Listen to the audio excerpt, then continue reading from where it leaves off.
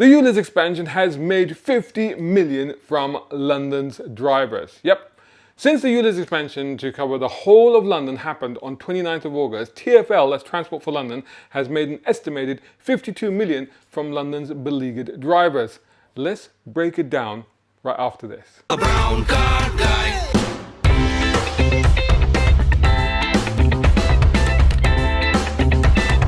Brown car guy. So according to data analysed by the BBC between 29th of August and 30th of September, TfL, Transport for London, has earned 23.6 million from 57,200 drivers paying the daily £12.50 charge. Now, in terms of fines, that was only calculated between the 26th and the 30th of September for the fines. That's because they weren't actually fining people, or in fact even charging them. They were only issuing warning notices before that period. Did you know that?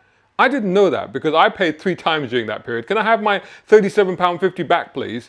Anyway, it's estimated that TfL made between 1.2 million and 2.4 million during that time in terms of fines. Why the difference? Well, because don't forget the fine is £180, but you only have to pay half of it if you do so within 2 weeks. The Conservative Party has estimated that by extrapolating the data over 62 days until the end of last month, which is October, that would mean that the first 2 months of the expansion, well, they worked it out that TfL will make £44.3 million and another £8.2 million in fines. That's £52.5 million, £52,500,000. That's basically what they've made from this expansion so far, estimated. This means that they're making about £6.5 million a week, or over £900,000 a day. Now, the mayor also claims that compliant vehicles in London have now reached 95%. And if you believe that, you'll believe anything. I see loads of non-compliant cars, but they're just parked up now. It's just sad that people just aren't using them. Like me. Weirdly, if you remember, well, look at this. The City Hall claims that compliant cars have actually gone from 85% up to 95%. So they say that it's increased. But hang on a minute. Didn't they already claim that 90% of cars were actually compliant? Wow. Way to go fiddling those figures, huh? In fact, they are now claiming that 96.4% are compliant, compared with 96.9% in inner London. So the implication from that is that ULEZ has worked, which is that it's forced motorists to switch to Euro 4 plus petrol cars and Euro 6 diesel cars, or just stop driving altogether. However, businesses are still suffering, as van compliancy is still lower. It's only at 86.2%. That's 1 in 7 vans.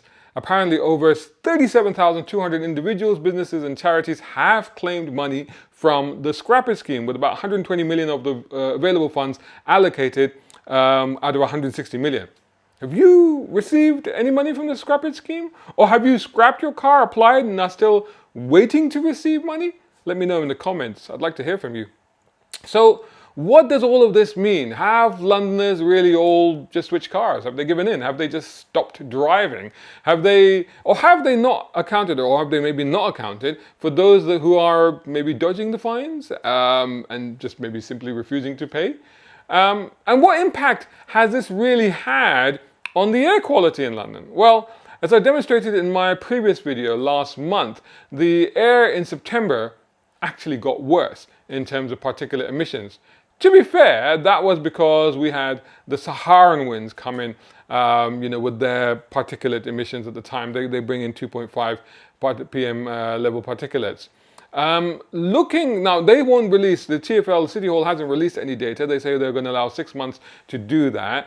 I had a quick look at the month of October, and to be honest, it was on par with Octobers of previous years.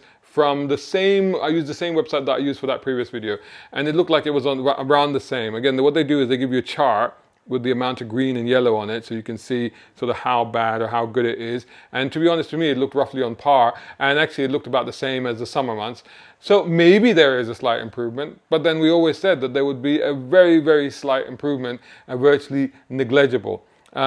So we don't really have solid data on that. What we do know is that it's making a lot of money. What we do know is that people are paying to drive their cars. this is what's happening. And does that necessarily achieve the so-called alleged objective of the ULEZ scheme? I'm not so sure. Would love to hear your thoughts, and I'll catch you all in the next video. Brown car guy.